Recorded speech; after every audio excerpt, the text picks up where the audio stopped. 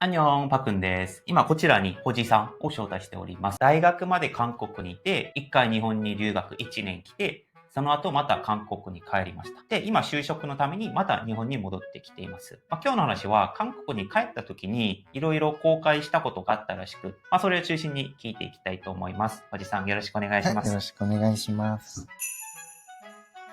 でまず一つ目の質問は、日本でどんな留学生活を送っていたのか。日本語は全然できなくて、そして発音も良くなくて、やっぱりその日本語の学校は、その一番低いレベルから始めました。でもレベルから日本語を勉強して、最後は一番上のレベルで卒業しました。就職活動しました。よね。っていう流れですよね。留学生活の中で、楽しかったエピソードあるかなと思いました。遊ぶところが多いとが一番いいですね。私の出身は、韓国で、田舎ではないですけど、都会ですけど、東京よりは全然田舎なので、東京に来て、これもあるんだとか、これ何みたいな。そして、これが都会だと思いました。日本語ではわからないですけど、ティムネプレニとか、お台場とか、横浜とか、中華街。はい。もう韓国では行ったことないので、いろいろ遊ぶのが良かったですね、東京は。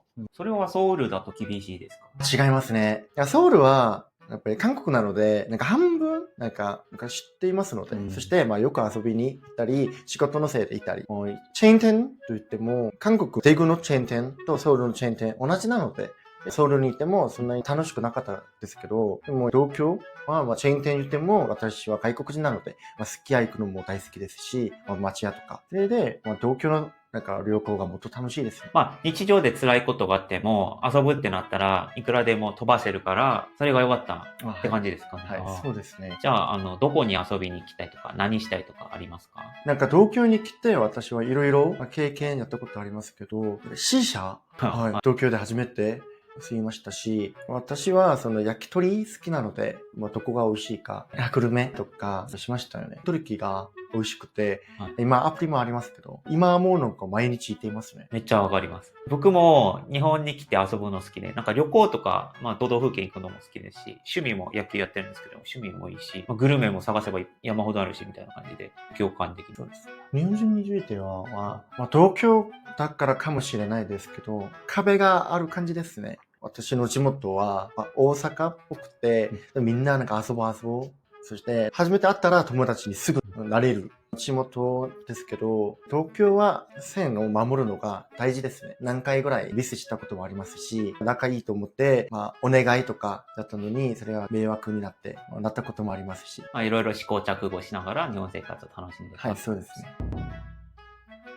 で、それで韓国に戻って、いろいろ後悔したっていう話を聞きました。韓国に戻るのは自分の意思ではなかったです。私は留学ビザでしたので、そして日本語の学校を通わなければ、ビザが延長ができないので、それで1年の留学の日本の生活が終わりました。それで帰りたくなかったけど、でもしょうがないから帰りました。韓国で私の計画は1年ぐらい日本の生活を楽しんで韓国に戻って就職だと思いましたが、でも韓国に帰った時、日本の就活と韓国の就活一緒にやりました。どっちかは就職しないといけないけど、見てたら自分日本の方かなっていう。急にちょっと気づいて、日本に行きたいなと思って、それでその時から、では韓国の就職はちょっとやめて、日本をちょっと目指して、就職をその時からし始めました。その上が今年の5月ですね。でも、それを感じました。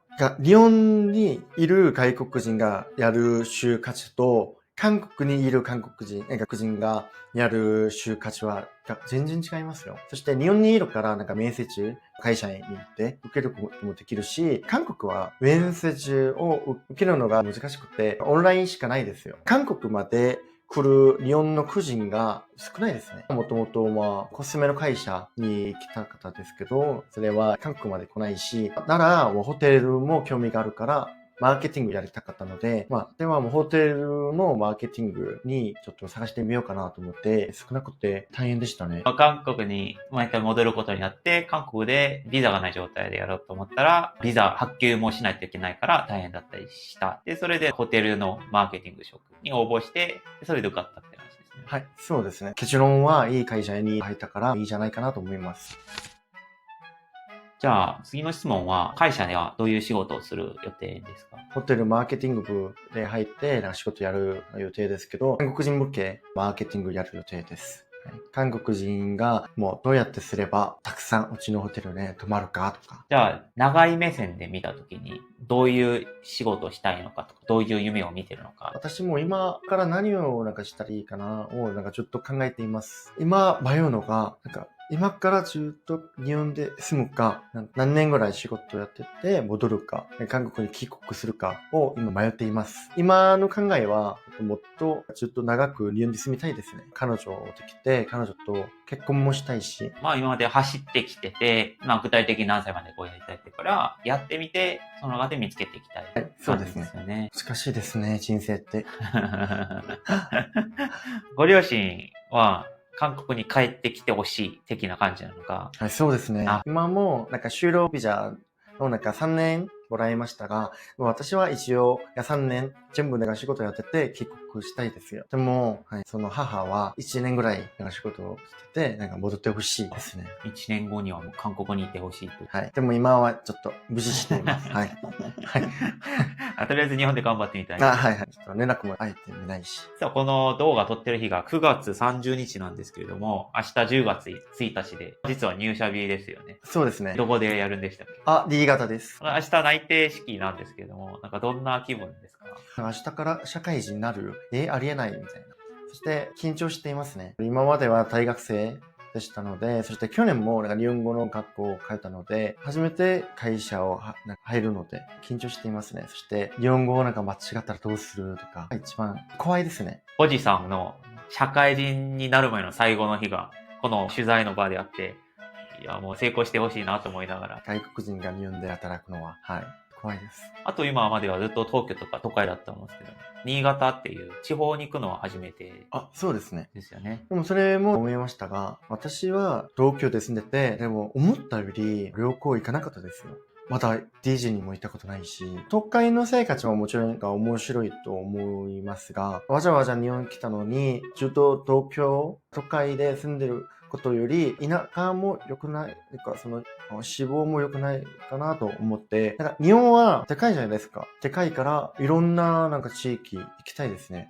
視聴者の皆さん、新潟でおすすめのところあったらぜひコメントお願いします。